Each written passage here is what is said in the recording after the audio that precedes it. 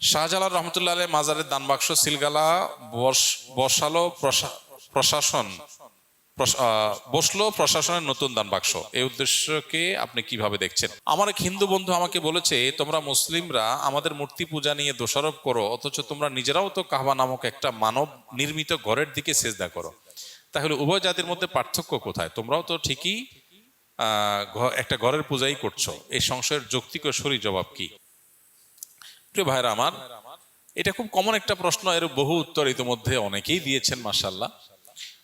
মুসলমানরা কাবা ঘরকে পুজো করে না, তারা কাবা ঘরের দিকে ফিরে আল্লাহর ইবাদত করে। এই জন্য অন্য যারা মূর্তি পূজা করে আর মুসলমানরা যারা কাবা ঘরের দিকে ফিরে আল্লাহর ইবাদত করে, দুইটার পার্থক্য খুবই স্পষ্ট। আমরা একটু খোলা চোখে তাকালেই দেখতে পাবো পার্থক্য। যেমন যারা মূর্তি পূজা করে তারা মূর্তির কাছে প্রার্থনা করে। মুসলমানদের কেউ কি কাবাঘরকে বলে, ও কাবাঘর তুমি আমাকে একটা বাচ্চা দাও? বলে?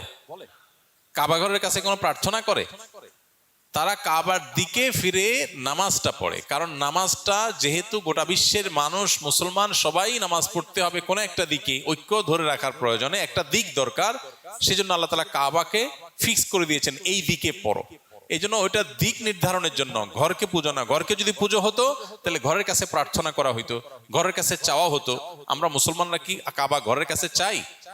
মুসলমানরা পৃথিবীতে কোনো মুসলমান মনে করে না যে কাবা ঘরের কোনো চুল পরিমাণ কোনো পাওয়ার আছে। এই জন্য মুসলমান ঘরের কাছে চাই না, জাস্ট দিক নির্ধারণের জন্য ওই দিকে ফিরে নামাজ পড়ে। আমাদের পূজনীয় কাবা নয়, কাবার রব। কাবা না, কাবার রব। কাবার রব বা মালিক হলো আমাদের পূজনীয়, আমাদের সেজদার উপযুক্ত। সেজদা আমরা তাকে দেই, রবকে দেই, কাবা ঘরকে না। এই জন্যই কোন মুসলমান যদি এমন কোন জায়গা থাকে যে জায়গা কেবলা কোন দিকে উনি জানেন না, কিন্তু নামাজের ওয়াক্ত চলে যাচ্ছে, তাহলে তিনি আন্দাজ করে যে কোনো দিকে ফিরে নামাজ পড়লো, নামাজ আদায় হয়ে যাবে। আমরা মুসলমানরা কাবা ঘরকে যে পুজো করি না, এর বহু আলামত আছে, বহু কিছু দেখে এটা প্রমাণ করা যায় যে কাবা ঘরকে আমরা পুজো করি না। আমরা ইবাদত করি কাকে? আল্লাহকে। নামাজের জামাতে বা নামাজ পড়তে গেলে যেহেতু আমাদের একদিকে ফিরে নামাজ পড়তে হয় ঐক্যের প্রয়োজনে, অন্য কোনো কিছুতে যেহেতু দিকের ব্যাপার নাই, এই জন্য কোরআন তেলাওয়াত যে কোনো দিকে আমরা ফিরে করি। আমরা যে কোনো জায়গায় দোয়া করি না, শুধু কাবায় গিয়ে দোয়া করি। তাই যে মূর্তি পূজার সাথে মুসলমানদের কাবার দিকে ফিরে নামাজ পড়ার আসমান জমিন পার্থক্য আছে। ওমর রাদিয়াল্লাহু তাআলা আনহু, কাবা ঘর তো কাবা ঘর, কাবা ঘরের কোনায় রাখা জান্নাতি পাথর হাজরে আসওয়াদ সম্পর্কে ওমর রাদিয়াল্লাহু তাআলা আনহু মন্তব্য করেছেন, পাথরকে সম্বোধন করে বলেছেন, হে পাথর, তুমি অন্য 10টা পাথরের মতো একটা পাথর। হ্যাঁ, জান্নাত থেকে আসছে, তার ফজিলত আছে, কিন্তু পাথর দিন শেষে, এর বাইরে কিছু না। যদি আমি মুহাম্মদ সাল্লাল্লাহু আলাইহি সাল্লামকে তোমাকে চুম্বন করতে না দেখতাম, কখনো তোমাকে চুম্বন করতাম না। এখান থেকে বোঝা যায় যে অন্য ধর্মের মানুষের মূর্তি পূজা আর মুসলমানদের কাবা ঘরের দিকে ইবাদত, ফিরে ইবাদত এবং এই যে হাজরে আসওয়াদ পাথরকে চুম্বন, এগুলো ওইটাকে পূজার অংশ হিসেবে না। যদি হতো তাহলে ওইটাকে ওইরকম ভক্তি করতো যেরকম অন্যরা প্রতিমাকে ভক্তি করে, ব্যাপারটা সেরকম না। কোরআনে এসেছে মানুষের সব বিপদ আপদ তাদের নিজেদের কৃতকর্মের ফসল। আবার অন্য আয়াতে এসেছে আল্লাহ ভয় ও ক্ষুধা দিয়ে পরীক্ষা করেন। আমরা কিভাবে বুঝবো কোনটা আমাদের কর্মের ফল আর কোনটা আল্লাহর পক্ষ থেকে পরীক্ষা? ভাই, যে কোনো বিপদ আসবে আমরা ধরে নিব এটা আল্লাহর পক্ষ থেকে পরীক্ষাও হতে পারে, আবার আমার কোন বদামলের শাস্তিও হতে পারে। এই জন্য আমি আল্লাহর কাছে একদিকে তওবা ইস্তেগফার করব, অপর দিক থেকে এই পরীক্ষায় আমি অটল থাকার চেষ্টা করব, পরীক্ষায় আমি ভালো থাকার চেষ্টা করব। দুনিয়াতে কোনো বিপদকে আমরা নিশ্চিতভাবে বলার উপায় নাই এটা পরীক্ষা আর এটা আল্লাহর আযাব বা শাস্তি। অনেক সময় দেখা যায় কারোর বিপদ হলে গ্রামে শহরে অনেকে মন্তব্য করে, এর উপরে এত বিপদ আসে কেন জানো? কারণ লোকটা অনেক খারাপ, নাইলে এত বিপদ আসতো না। আপনি কিভাবে জানলেন যে এটা আল্লাহর আযাব হিসাবে আসছে? এটা নবী রাসূলরা শুধু বলতে পারেন, তাদের কাছে ওই আসে, তারা বলতে পারেন যে এই বিপদটা আল্লাহর পক্ষ থেকে আযাব আর এটা আল্লাহর পক্ষ থেকে পরীক্ষা। আমরা যেহেতু নবী রাসূল আমরা জানি না, এই জন্য আমরা দুইটারই সম্ভাবনা আমাদের কাছে থাকবে, এটা হতে পারে পরীক্ষা, হতে পারে আল্লাহর আযাব। এই জন্য আল্লাহর আযাব হিসাবে আমরা ইস্তেগফার করব, আবার পরীক্ষা হিসাবে পরীক্ষা অটল থাকার চেষ্টা করব। শাহজালাল রহমতুল্লাহ আলাইহির মাজারের দান বাক্স সিলগালা বসালো প্রশাসন বসলো প্রশাসনের নতুন দান বাক্স। এই উদ্দেশ্যকে আপনি কিভাবে দেখছেন? উদ্দেশ্য কি সেটা তো আমি জানি না, উদ্দেশ্য জানার মালিক তো আল্লাহ তাআলা। তবে মাজারের দান বাক্সে যে পরিমাণ টাকা, কয়েকদিনের দান বাক্সে যে পরিমাণ টাকা উঠছে, কত লাখ টাকা জানি উঠছে? 17 লাখ টাকা। কয় দিনে? 3-4 দিনে। সুবহানাল্লাহ। তাহলে মাসে কত টাকা হয়? তাহলে বছরে কত কোটি টাকা হয়? এই টাকাগুলো কই যায়? অবশ্যই এই টাকার তসরুপ বা এই টাকা আপনার তথাকথিত খাদেমরা বা পেছনে থাকা লোকেরা যদি টাকা ভোগ করে, টাকা পয়সা উড়ায় বা টাকা অন্যায়ভাবে আত্মসাৎ করে, তো সেখানে তো প্রশাসনের কাজ করাই উচিত। প্রশাসন তো এমন এই কাজ যদি সেইটাকে দমন করার জন্য হয় এবং এটা প্রপার ইউজের ব্যবস্থা করা হয়, তাহলে এটা প্রশংসনীয় কাজ, অবশ্যই প্রশংসনীয় কাজ। আমাদের দেশে মানুষ কত সহজ সরল। আমরা মাজারে টাকা দেই। মাজারে কেন টাকা দেই? বিপদ দূর হওয়ার জন্য না?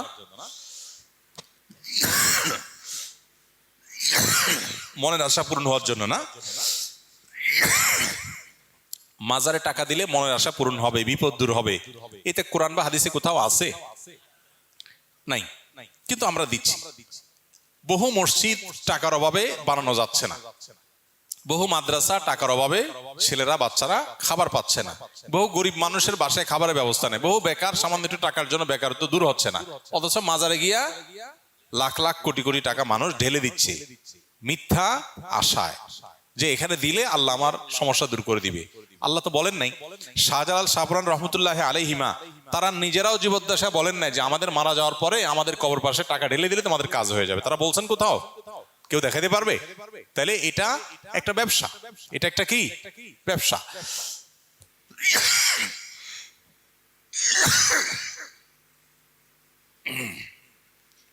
জি ভাই। অতএব এই আত্মসাৎ বন্ধের উপায় অবশ্যই প্রশংসনীয় যদি সেটার সঠিক ব্যবহার করার উদ্যোগ নেওয়া হয়। সম্প্রতি দেখা যাচ্ছে বাবা মাকে বৃদ্ধাশ্রমে দিচ্ছে নিষ্ঠুর সন্তান, এমনকি সম্পত্তির জন্য বাবার লাশ দাফনে বাধা দিচ্ছে। সমাজে এমন চিত্র কেন এত বেশি হচ্ছে? ভাই, কেন হচ্ছে সেটা বলার জন্য, সেটা বোঝার জন্য পণ্ডিত হওয়ার দরকার নেই। কোন দিনদার, কোন মুত্তাকি, কোন পরহেজগার, কোন আল্লাহ ভীরু মুসলমান সন্তান তার বাবা মাকে বৃদ্ধাশ্রমে দিতে পারে? পৃথিবীতে এমন একটা দৃষ্টান্ত হয়তো পাওয়া অসম্ভব হবে, যেই ছেলে আল্লাহ ভীরু, যে ছেলে আল্লাহকে চিনেছে, যে সন্তান আল্লাহর পরিচয় পেয়েছে, যে ছেলে মেয়ে কোরআন হাদিস অনুযায়ী নিজেকে চালাবার চেষ্টা করে, সে বাবা মাকে বৃদ্ধাশ্রমে দেয়া তো দূরের কথা, সে বাবা মার মুখ থেকে উফ শব্দটিকেও সহ্য করার কথা না। অতএব খুবই পরিষ্কার, আজকের এই পৃথিবীর জাঁকজমকপূর্ণ এবং চাকচিক্যপূর্ণ যে দৃশ্য আমরা দেখতে পাচ্ছি, এর অন্তর্নিহিত এবং ভেতরগত দিকটা অত্যন্ত কদর্য, অত্যন্ত খারাপ।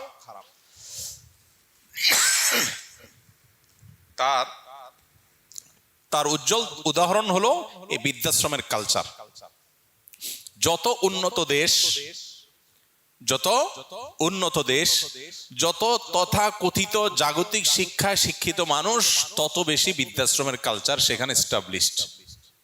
এখান থেকে বোঝা যায় আখিরাতের প্রতি ঈমানের চেতনা, আল্লাহর প্রতি ঈমানের চেতনা যদি কারোর মধ্যে না থাকে, তাহলে তার অবশ্যম্ভাবী বহু করুণ পরিণতির একটা হলো বৃদ্ধাশ্রমের এই কালচার। যে বাবা মা ছোটবেলায় পরম যত্ন আদর দিয়ে সন্তানকে বড় করেছে, তিনি মুসলিম হোক অমুসলিম হোক, যে কোনো বাবা মা মানেই হলো বাবা মার প্রতি পরম যত্ন মমতা দিয়ে সন্তানকে বড় করে, কিছু অমানুষ হাতে গোনা ব্যতিক্রম বাদে। তো এই যে বাবা মা এত মমতা স্নেহ দিয়ে বড় করার পর, বুড়ো হওয়ার পর তাদেরকে আপনি ভুলে গেলেন, তাদেরকে আপনি ইগনোর করলেন, এটা তো মানুষের কমন সেন্সও এটাকে ডিনাই করে। অবশ্য আজকের যে পৃথিবী ডেভেলপড হচ্ছে, আজকের যে পৃথিবী প্রতিষ্ঠিত হচ্ছে, এখানে আমরা দেখতে পাচ্ছি সন্তানের প্রতি ছোটবেলা থেকে অবিচার করা হচ্ছে, যার কারণে তার করুণ পরিণতি বাবা মা বৃদ্ধ বয়সে পাচ্ছেন। কিভাবে অবিচার করা হচ্ছে?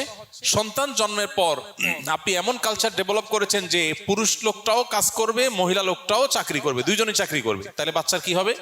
বাচ্চাকে দিয়ে যাবেন হলো কোথায়? বুয়ার কাছে বা বেবি কেয়ারে, ডে কেয়ারে। তাহলে যে বয়সে বাচ্চা মায়ের পরম আদর পাওয়ার কথা, বাবার স্নেহ পাওয়ার কথা, সে বুয়ার কাছে বড় হচ্ছে, বেবি কেয়ারে, ডে কেয়ারে বড় হচ্ছে।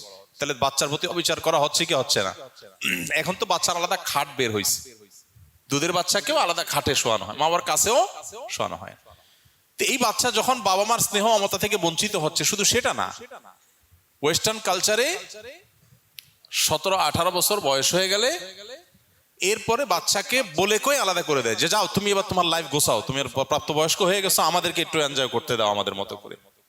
আর মুসলমান বাবা মা সাধারণত সাধারণ চিত্র কি, বাবা মা কোনোদিনই চায় না সন্তান তার থেকে আলাদা হোক, সারা জীবন থাকতে পারলে আরো ভালো লাগে তার কাছে, না? আর ওয়েস্টার্ন কালচারে বাবা মাই চায় না যে 17-18 বছর পর আমার কাছে থাক, বাইরে হও, দূর হও, তুমি কোথায় থাকবা তোমারটা তুমি বুঝো, সরকার ভাতা দিবে, তুমি নিজে ইনকাম করো, করে যা খুশি করো, আমাকে এবার আমার মতো চলতে দাও। যখন সন্তানের প্রতি মায়া মমতা বাবা মা তুলে নিচ্ছে, ছোটবেলা থেকেই তারা কর্মমুখী হচ্ছে, সন্তানের দিকে খেয়াল করতেছে না, তখন এই বাবা মাকে বৃদ্ধ বয়সে বৃদ্ধাশ্রমে রাখবে না, কি করবে? বোঝেন নাই কথা? এই জন্য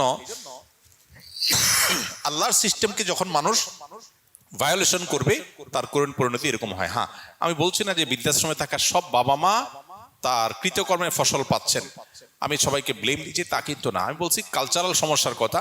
অনেক বাবা মা সন্তানকে মানুষ মতো মানুষ করার চেষ্টা করেছেন, কিন্তু সন্তান কুলাঙ্গার এবং অমানুষ হয়েছে, এটা সন্তানের দোষ, বাবা মার দোষ না। এরকম বহু বাবা মাও আছেন। আল্লাহ তাআলা আমাদেরকে আদর্শ বাবা মায়ের ভূমিকা অবতীর্ণ হওয়ার তৌফিক দান করুন। সন্তান যেন আমাদের চক্ষু শীতলকারী হয়, আল্লাহ সেই তৌফিক আমাদেরকে দান করুন।